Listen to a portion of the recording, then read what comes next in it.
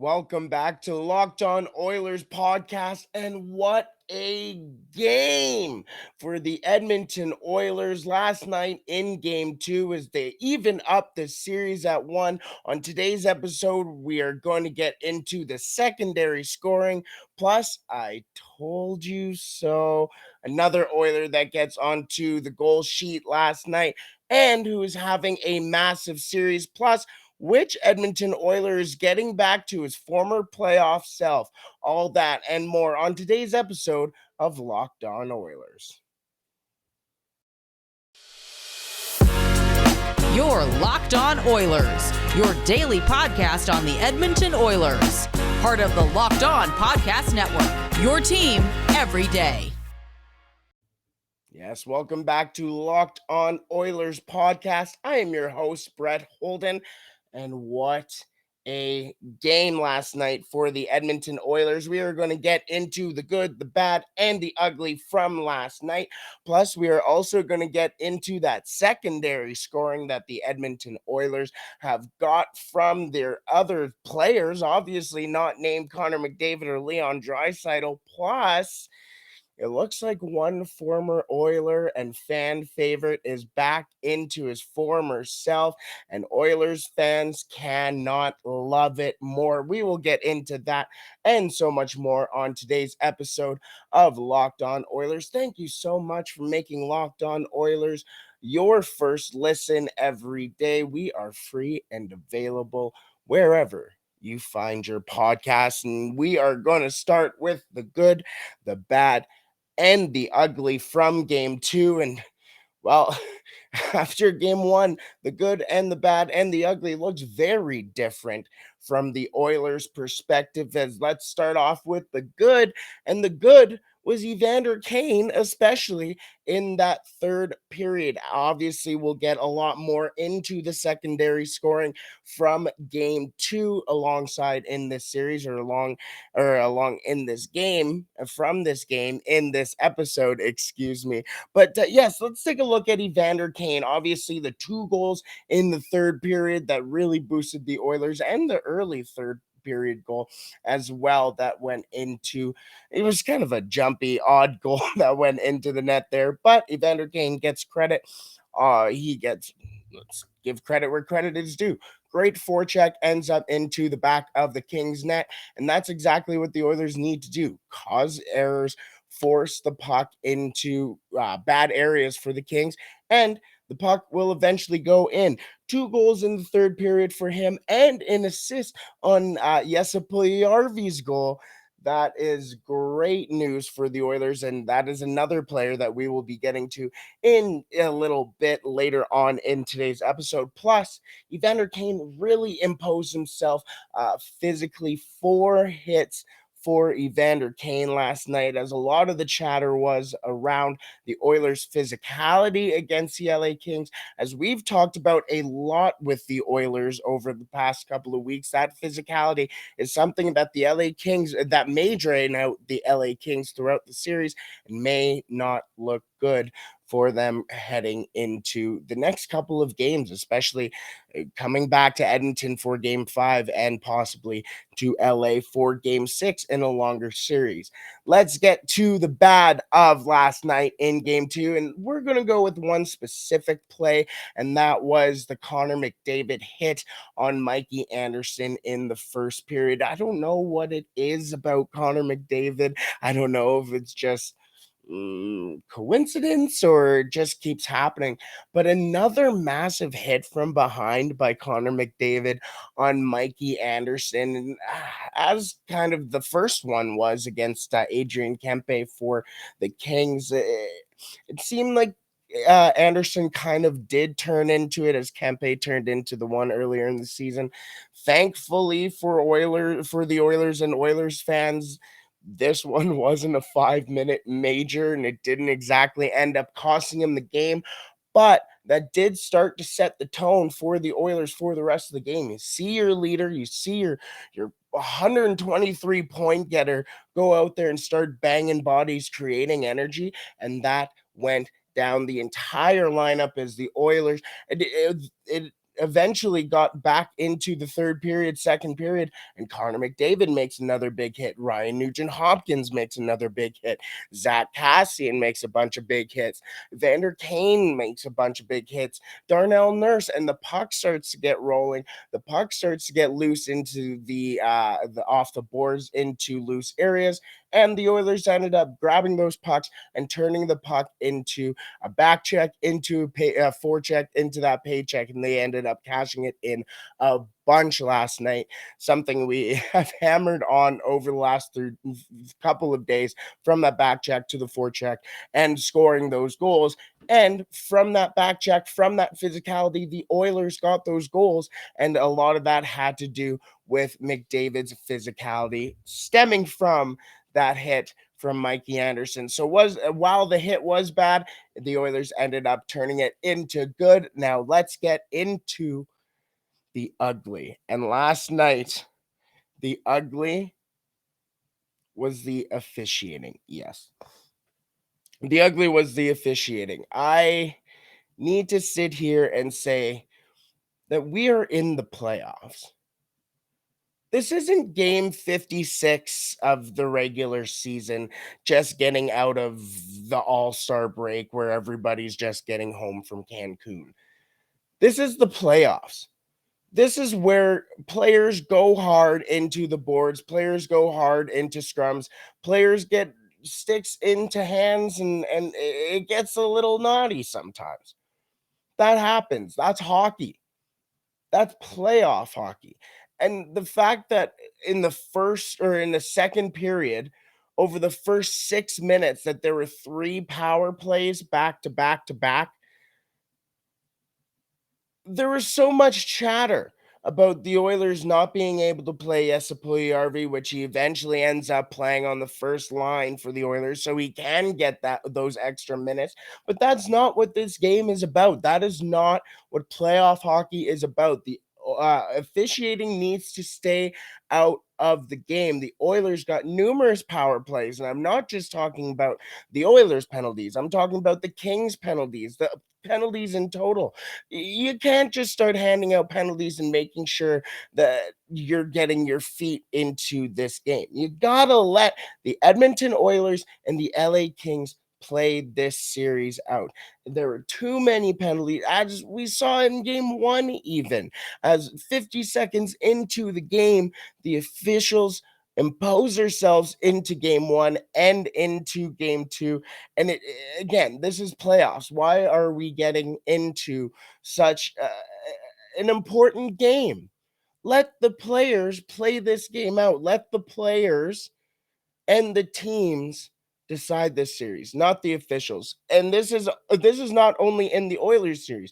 You have heard a bunch from the Leafs series, from the Rangers series. You've seen a whole bunch from the Minnesota Wild and the St. Louis Blues series. There's been a whole bunch of awful calls and awful officiating, and that needs to stop. So I will end on that ugly, ugly note, as honestly, as we shouldn't really be harping on it too much. I know the Oilers won 6-0 last night, so we should be happy about that. So I won't harp on it too much, but we got to get better officiating. Let the boys play.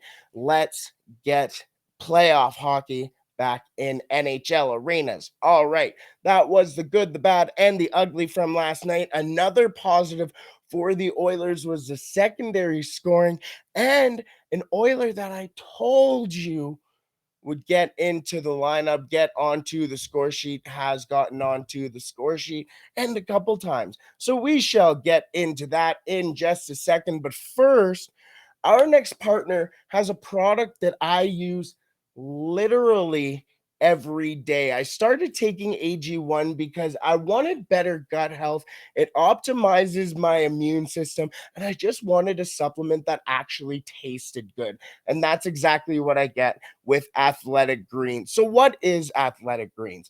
With one delicious scoop of AG1, you're absorbing 75 high-quality vitamins, minerals, whole food source superfoods, probiotics and adaptogens to help you start your day right. This special blend of ingredients supports your gut health, your nervous system, your immune system, your energy, recovery, focus, your aging, all of those things, all of them, I promise you.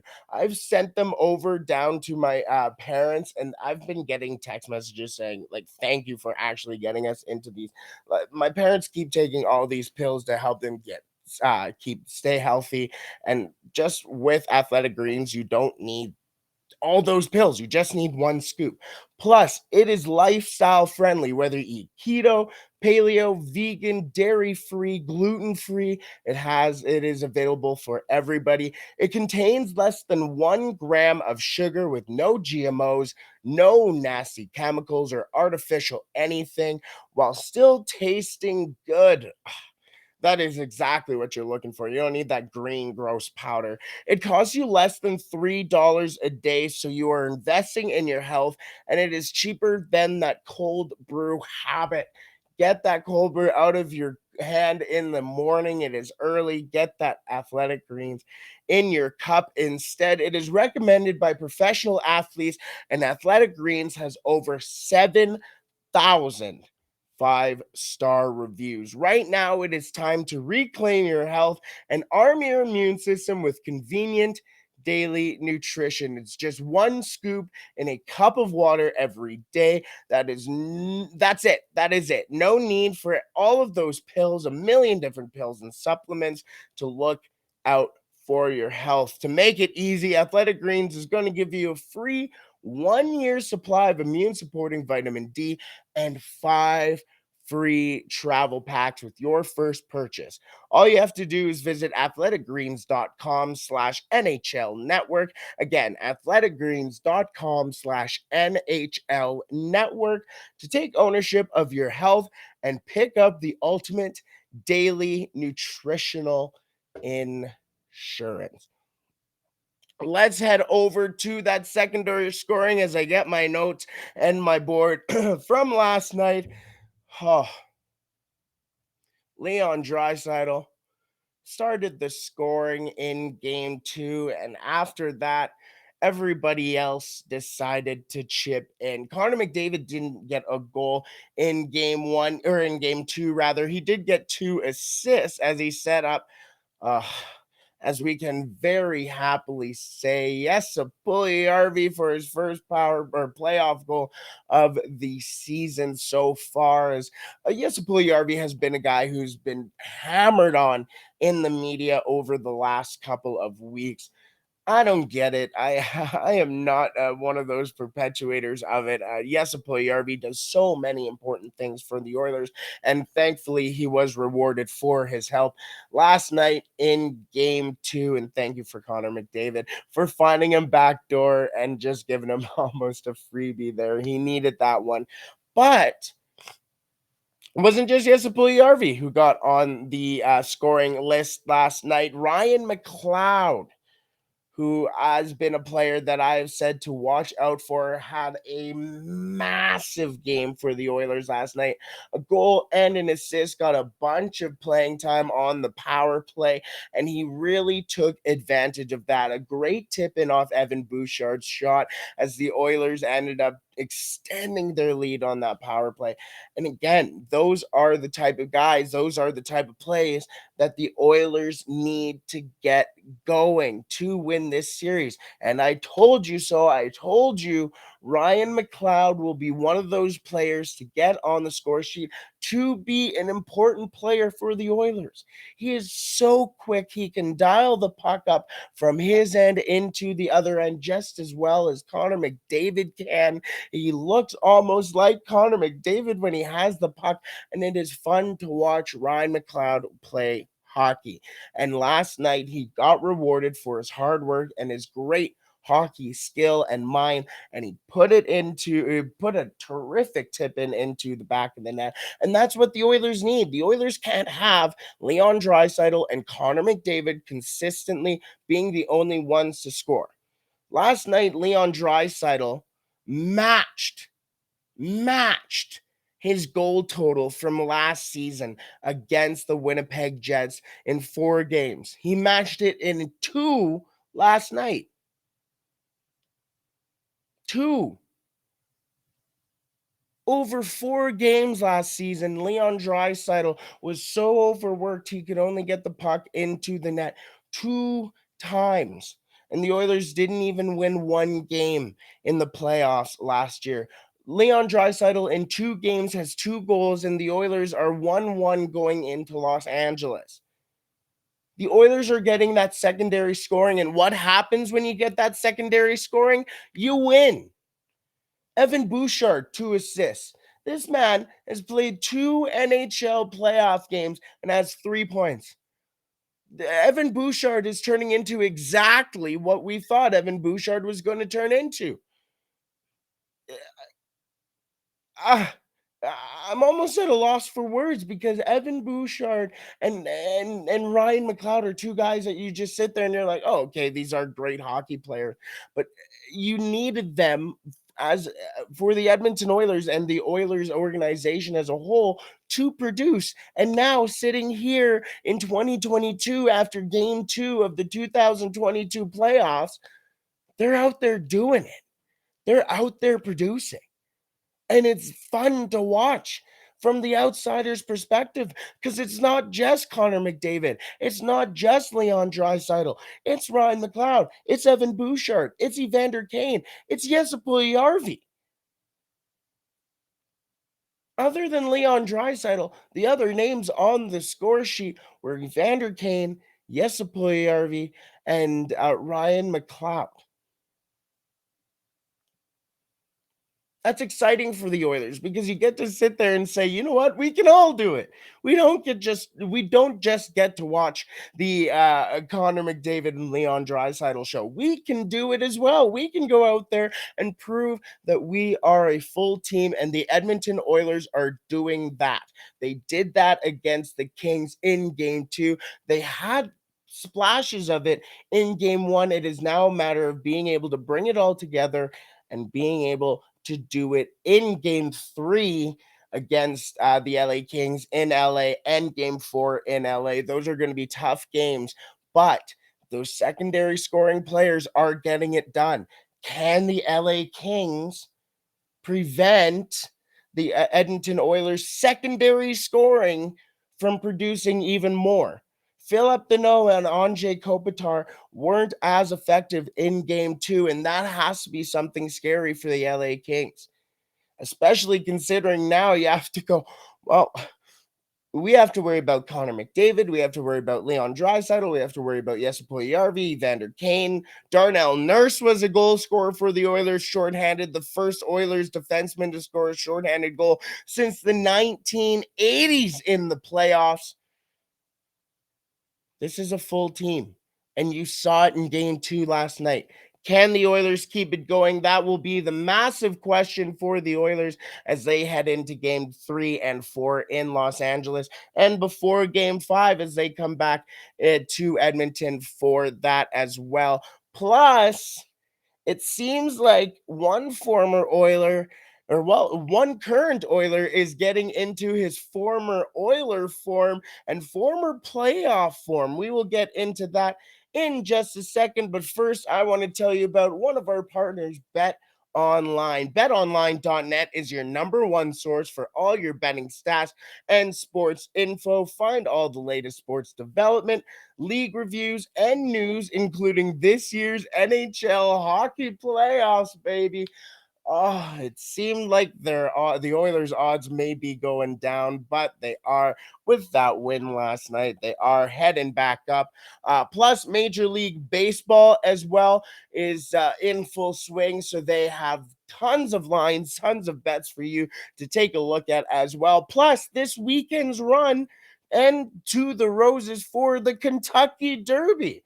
The Kentucky Derby is back, so that is starting up this weekend. BetOnline is your continued source for all your sporting wagering information, from live betting to playoffs to esports and much more. Head to the website today or use your mobile device to learn more about the trends and action. BetOnline, where the game starts. And where we are going to end today, Oilers fans, he's back. Zach Kassian, baby. Zach Kassian of old was on display in game 4 for the Edmonton, or in game 2, I should say, for the Edmonton Oilers. What a game from Zach Kassian. He seemed like his former self, especially when you take a look at what he did in game 2, when you compare it to game 2 of the San Jose Sharks series, and when you compare it to the San Jose Sharks series in total. Zach Kassian looked like the playoff Kassian from 2017. Last night, he ended up with no goals but an assist in last night's game and 6 completed hits. Six of them. We talked about Evander Kane throwing 4, and we're like, oh, okay. Yeah, no, sorry. Don't worry about Evander Kane as much physically here, LA. You got to worry about Zach Kassian and the Kassian train. How many times did Zach Kassian whip around the ice last night, hit somebody, and the crowd went nuts? Nuts. And that is exactly what Zach Kassian lives off of. And that is exactly what propelled the Oilers to a series win against San Jose in 2017. You remember the crazy eyes after his hit on Brendan Dillon on the bench there, after he hammered Brendan Dillon, hammered Logan Couture as well in that lineup, and his eyes were just beating back and forth and back and forth and back and forth. And that was exactly the Zach Kassian the Oilers got last night. It was insane. The guy was hitting guys that you forgot were even on the ice. He was getting under Brendan Dillon's skin, or Brendan Lemieux's skin, excuse me. He was getting under everybody's skin, and he threw those 6 hits, and the Oilers won 6-0. When you take a look at 2017 and how Zach Kassian did in game 2 against the San Jose Sharks, he had a goal, no assists, 1 point, and 6 hits. In that series, the Oilers went down 1-0 after a tough home game. First playoff home game for the Edmonton Oilers since 2006. During that game against the San Jose Sharks, during that series against the San Jose Sharks. And in game 1, that inexperience showed for the Oilers. Lost game 1, came back out in game 2, and Zach Kassian helped propel the Oilers physically and on the score sheet. And the Oilers won game 2, ended up winning that series in 6, and moved on to face the Anaheim Ducks in the second round. In this series, the Oilers went down 1-0 after a very tough first game. A lot of the Oilers did say that it was great having the fans, a great jump for the Oilers to have the fans behind them, but they were a little jittery. They had a tough game 1, lost game 1, and game 2, Zach Kassian came around and hammered bodies, made his will known around the game, and the Oilers win 6-0 and head to Los Angeles, back to California, shockingly, with a 1-1 draw in the series. Now, I don't want to exactly compare the two of them, but when Zach Kassian gets going, the Edmonton Oilers playoff hockey gets going as well. And Zach Kassian looks like the Zach Kassian of old, baby. It'll be big if Zach Kassian, it'll be big to see rather if Zach Kassian can keep that bowling ball mentality going and to keep that snowball going downhill. It'll be massive. As we've said so much over the last couple of weeks, the physicality will be big for the Oilers, especially against an inexperienced squad in Los Angeles, a young squad. A lot of them will end up taking emotional penalties, as we saw with Lemieux and Lizotte a couple times. They are getting quite emotional, so it'll be interesting to see if the Oilers can keep getting under the skin of the LA Kings to the Kings' detriment. That inexperience, along with just the Edmonton Oilers are annoying. A lot of people can honestly attest to that. A lot of people don't like Zach Kassian. A lot of people don't like Evander Kane. A lot of people don't like Darnell Nurse, and there's a reason for it, and it is because they are annoying sometimes. They're gritty. They go in there and do the things that a lot of people won't honestly do. And the Oilers go out there and win hockey games. And we haven't even talked about Josh Archibald being back in the lineup, who brought a whole bunch of energy for the Oilers last night as well. Tons of energy, tons of places for the Edmonton Oilers that they just did not have in game one that they had in game two. A bunch of the cylinders got going, and the Oilers needed that. Plus, we need to give a quick shout out to Mike Smith as well for getting a playoff shutout for the Oilers, his first playoff win as an Edmonton Oiler. That is massive for the Oilers as we head into game three on Friday night at 8 p.m. Mountain Time in Los Angeles at crypto.com arena. So that, once again, that'll be at 8 o'clock. Massive game for the Oilers to see if they can keep that momentum going, if they can kill the crowd noise early on in game three. That will be seen as well. Thank you so much for joining us on today's episode of Locked On Oilers. The series is tied 1-1. What a game two we had, and how nice is it to see, as an Edmontonian myself, to see that almost Jurassic Park type crowd outside in the ice district. Let's keep that going for the rest of the playoffs. Ah, let's have a happy Thursday, everybody. Thank you so much for making Locked On Oilers your first listen. Now, for your second listen, make sure to tune in to Locked On NHL. From first round matchups to each and every Stanley Cup kiss, Locked On NHL covers the playoffs like no other. Hear from the latest news from and opinions from local experts every Monday through Friday. It is free and available wherever you find your podcast. Thank you so much for joining us today in Oil Country. Let's have a wonderful Thursday. The Oilers win 6-0 last night and draw up the series at ones as they take the series game 3 into LA, all even at 1. We shall see you soon. Stay safe. Don't do anything I wouldn't do.